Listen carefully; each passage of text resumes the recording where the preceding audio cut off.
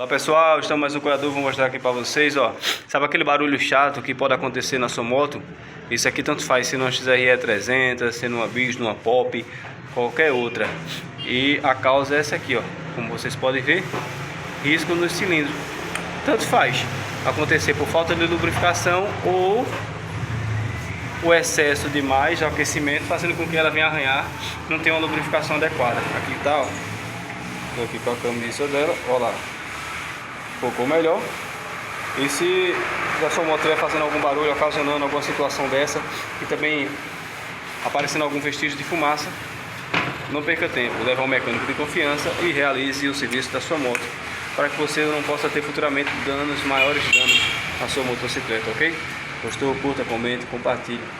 Este é um barulho na 150, 160, 190, qualquer uma delas. Começou a fazer barulho de fumaçar, pode ter certeza que a principal causa é essa.